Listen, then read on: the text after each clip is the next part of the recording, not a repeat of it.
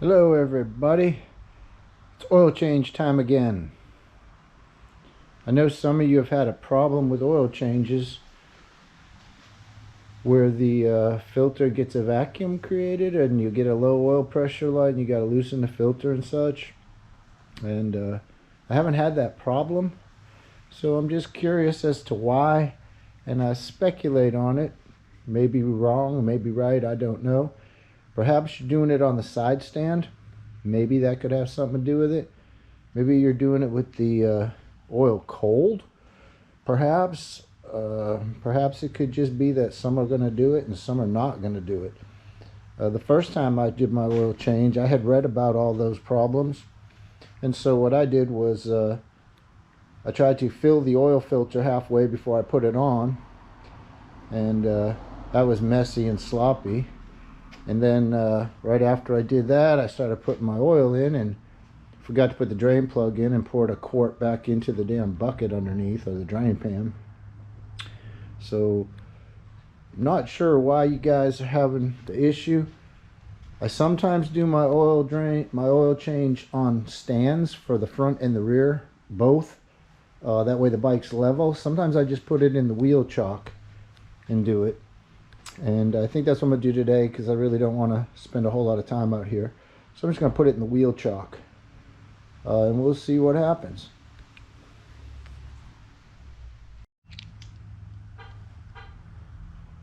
So the first thing that I do is I will go ahead and start the bike up, and I'm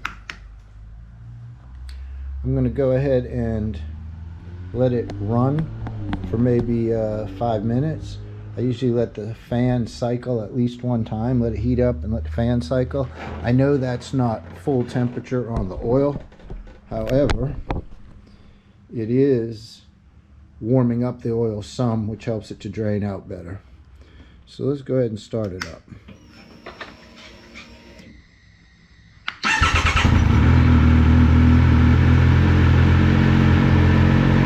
How many miles do I have on this bike?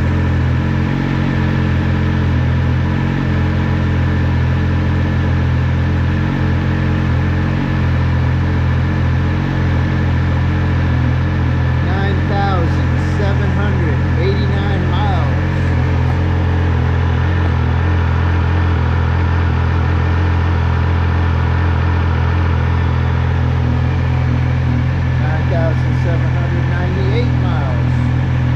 Dyslexic there.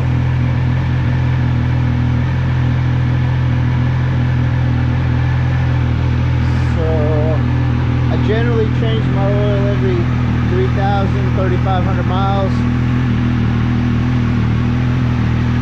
and this is right on point. I think it's about 3,000 since the last change.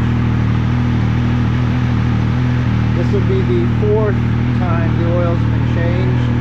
The first time was at 600 miles during the initial service, but then again 3,500, 7,000-ish, I forget exactly.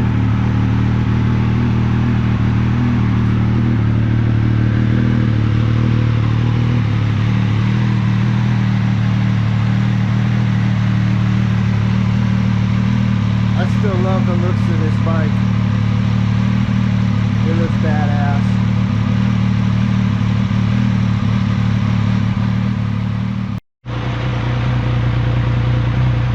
So the bike's been running for about 2-3 minutes. My temperature is showing up there. 6 out of 9 blocks. The fan has kicked on. The fan's been on for about 45 seconds, I'm guessing. So I'm about to turn it off and then get started.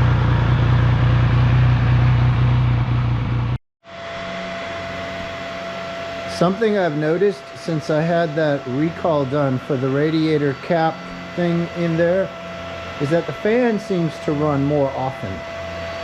I don't know if that has anything to do with it, or just temperature seems to, I don't know, maybe it's running hotter. Maybe they also did an update, download update, which may have something to do with it.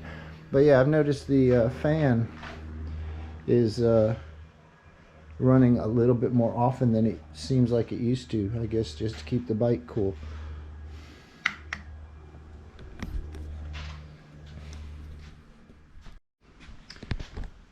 So this is the chock, the wheel chock front stand, floor stand that I use.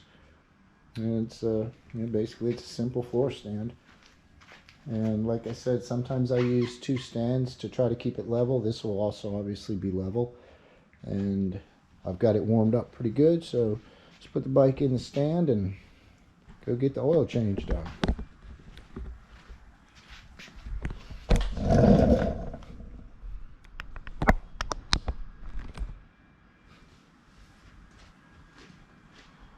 Sometimes it slips on the floor a little bit. Got to kind of push it in kind of hard, but sometimes it's not bad. Not too bad this time. Wiggle it just a little bit. Alright, it's not going nowhere. This stand's really handy. Like if you want to put it on a trailer or something, you can throw this in and just tie the stand down to the trailer. And there is a lock pin on the other side.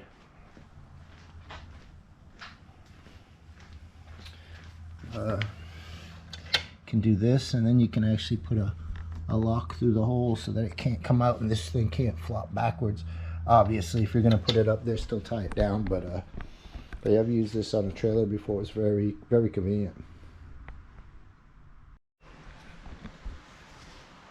Had to make a change of plans. My oil drain didn't fit under the bike in the wheel chock. I used to have a 5-gallon bucket cut down to fit under there, and it would hold all the oil, and then I would transfer it into buckets, but I can't seem to find that. So in order to have the oil pan fit under the bike, a drain pan, got to put it on the stands.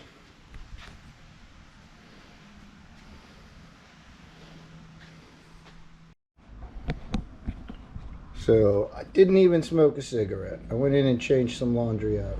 Now, while it's still got the plug out and it's dripping, I just put this over here a little bit, and I'm gonna pull the filter. I've already got my wrench set up.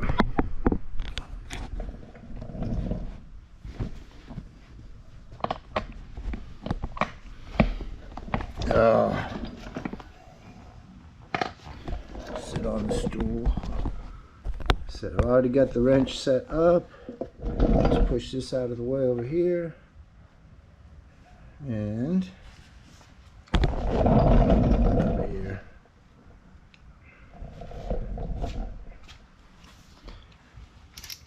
And I see that K&N does have a hole drilled in it. And I like the K&N because of the nut. Here comes the oil filter.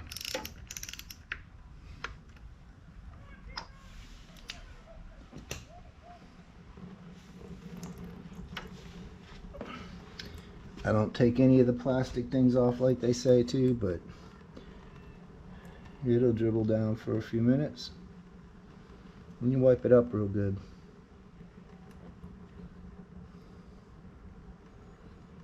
While I'm at it, looking at my coolant level's still right where I put it several months ago, maybe a year ago, right dead square between the high and low.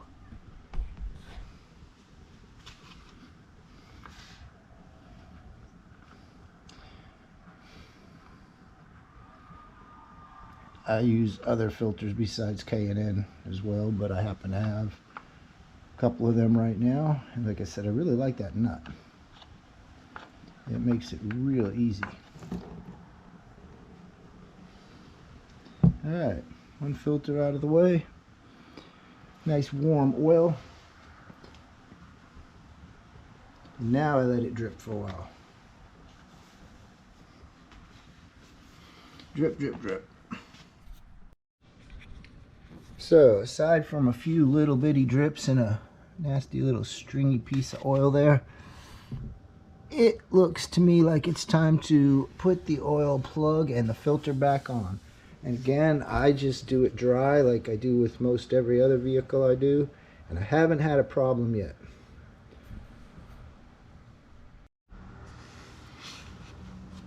So first thing I'm going to do is, which I've already done, wipe this down. And what I normally do is wipe the dripping little area there just to get whatever oil's off of there. And I use a little bit, usually I use fresh oil, but as long as you don't have no grit in it, just a little oil to allow this to seal nicely. Easiest way for me is to use a little short extension. Find the hole and just start threading it in with that. And here we go, threading in the hole. Okay, that's snug. I know it says, what did we say? 28 foot-pounds or something to that effect. I don't use that.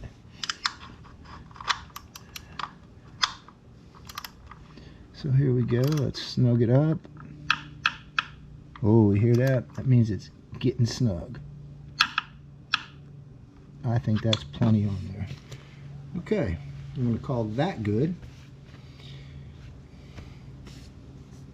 The next step is to just put an oil filter on here.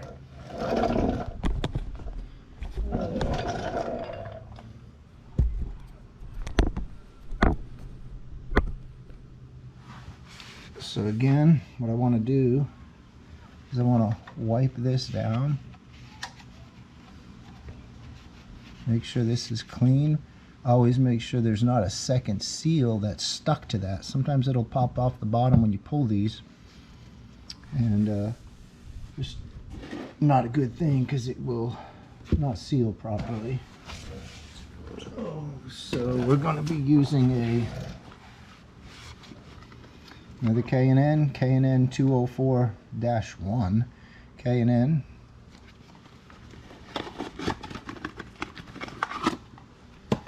Comes with the plastic cover to keep dirt and dust from getting in there.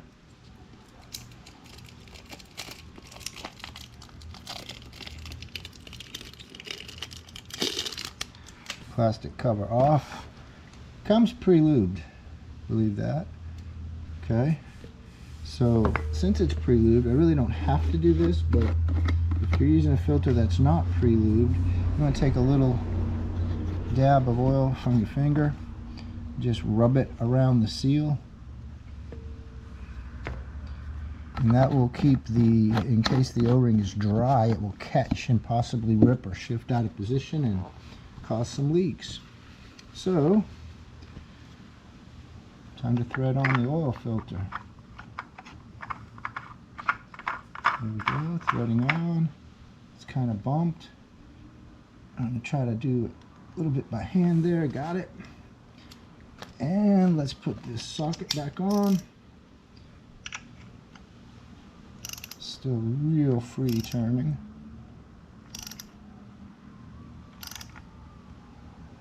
There we go, starting to snug.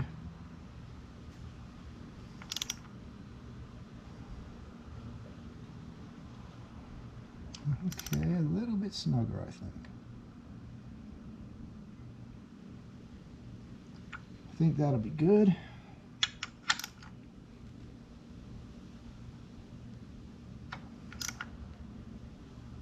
That should be good. Alright, I think that's good. Hopefully it's not leaking when it's done. Now before I even add oil, I'm going to clean up this.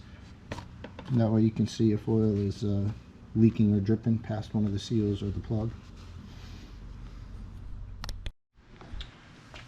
So the oil I'm going to use today is Power One by Castrol 10W40. Now you can use 2050, and some people in Florida, because it's so hot, they do. But 1040 is fine by me. It's a full synthetic. It is carbon neutral. What the hell does that mean? And it comes in quarts. So it's a little less than a liter. Do you know what's gray and comes in quarts? Elephants. Okay, anyway, let's put some oil in there. So the filler plug is loose.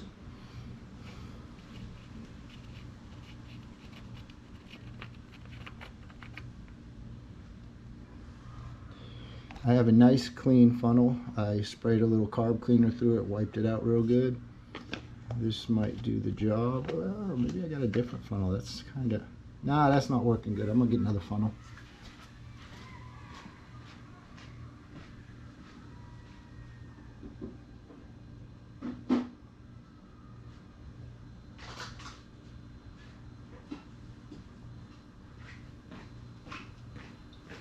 Right, let's see which one of these will work best. Or this one.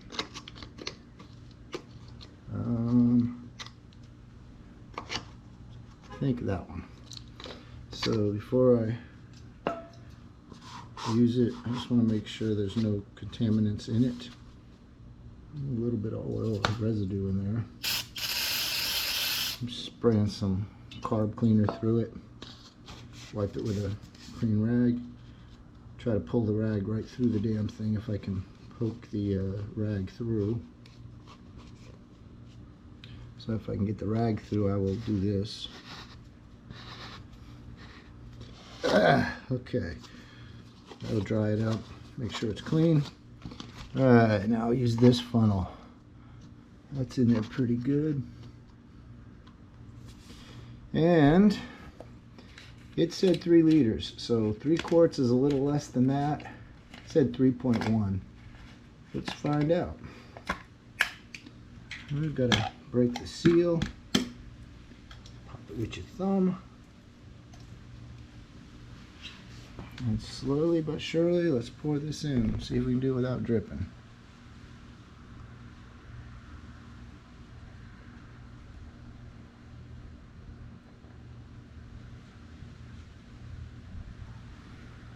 I'm sure there's nothing showing in the window yet.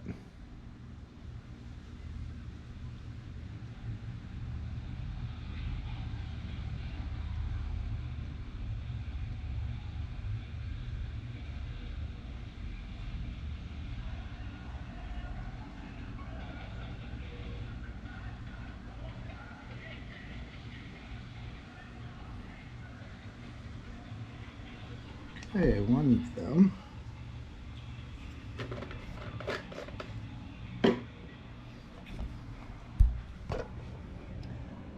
Looks like nothing in that window.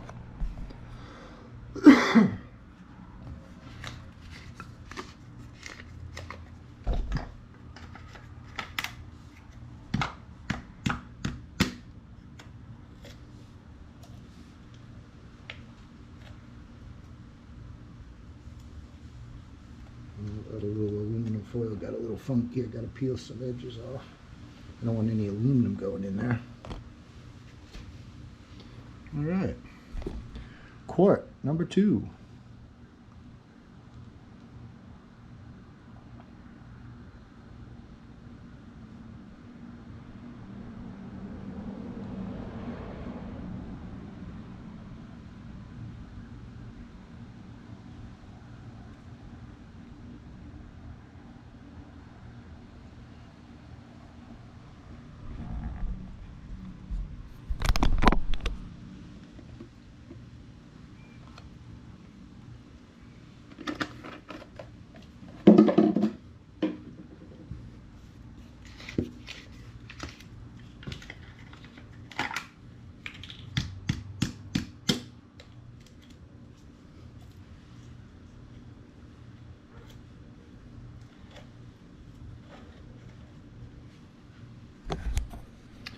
And do we have anything in the window yet? Negative. Nothing in the window. Might be hard for you to see. I'll put a flashlight on it a little bit soon here.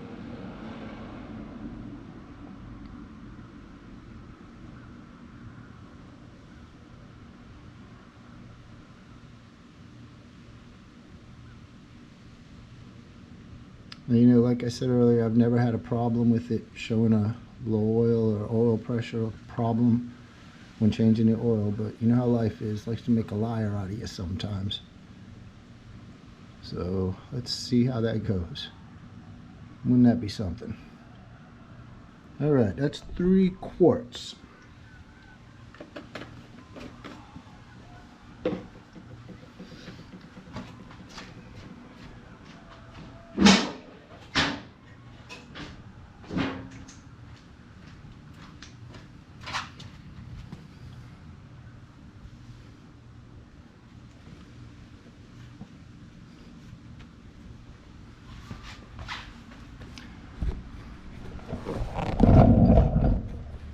3/4 is showing in the window, and it's showing right up about the full mark. Of course, the bike hasn't been started and the oil's not flushed into the filter or through yet, but it's showing right at the full mark with 3/4, which is pretty nice.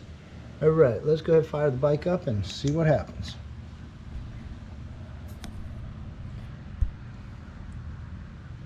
Before I fire the bike up, let's get the funnel out of there.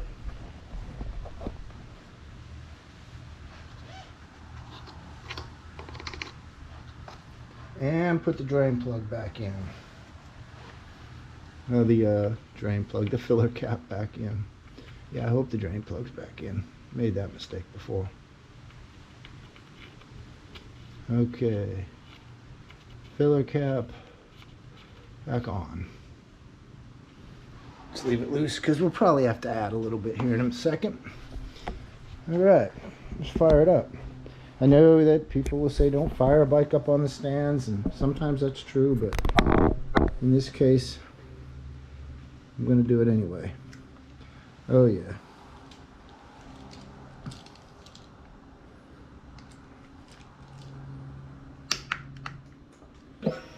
Quick start mode, no need to go through all the cycles and look at anything right now.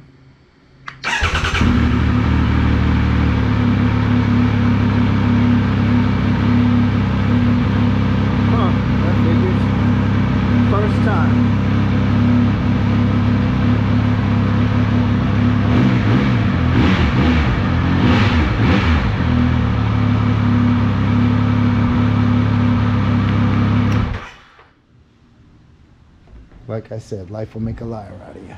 Son of a bitch. Okay, so I don't understand that, but let's try starting it one more time just to see what happens.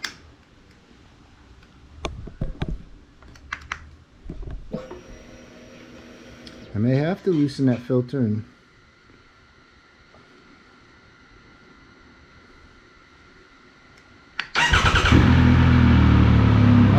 good.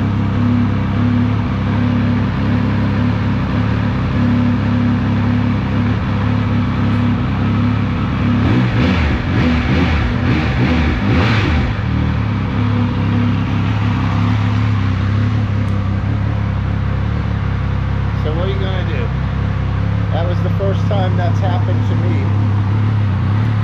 And maybe just shutting it off and letting it drain a touch made it go away. Now let's take a look and see if it looks like I'm leaking.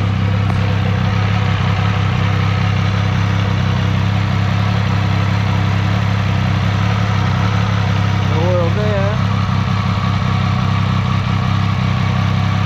No oil there. Alright, gonna let it run for a few minutes and then shut it off and check the oil level. So I let it run for a few minutes. I let it drain down pretty good for a few minutes, and it's at the bottom of the sight glass. So what I'll need to do is add a little bit of oil. Pop this off again.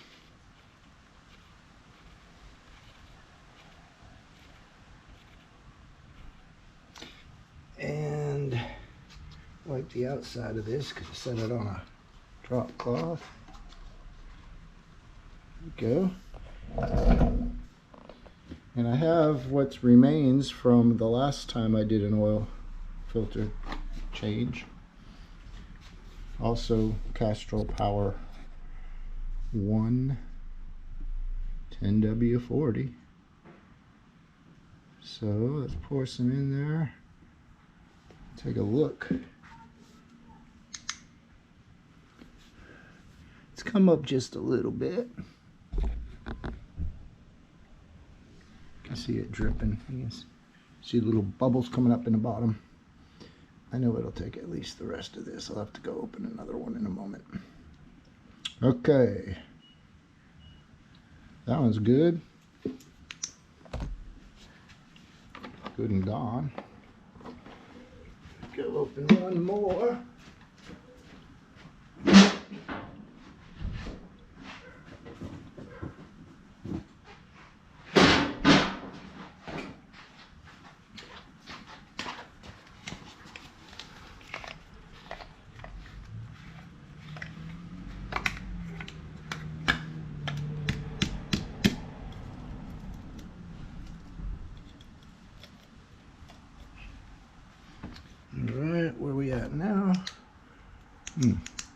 SOS mode. I don't want that. I want just regular flashlight. Right, so looking at that, I'm not sure what you guys will be able to see. There's the sight glass. That shows just above full. And, I'm sorry, just below full. So I'm going to add just a touch more.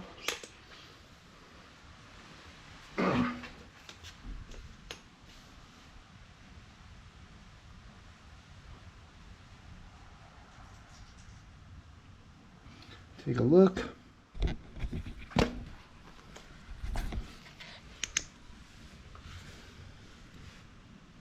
Well, actually, it's a little lower than I thought, so I'm going to leave just a touch more than that. That's between the high and low marks. Now I am on the stands. It should be relatively level, but just another touch.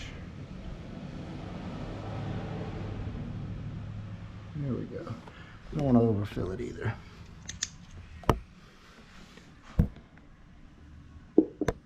I think that should be good. So I'm going to call that good. Tighten this back up. Call this a done oil change. Just got to pick up all the crap now.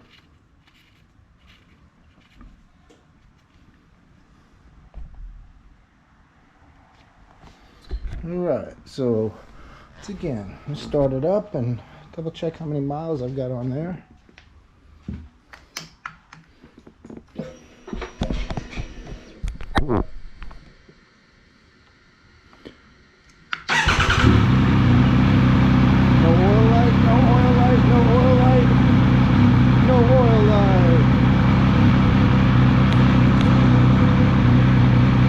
The first time, even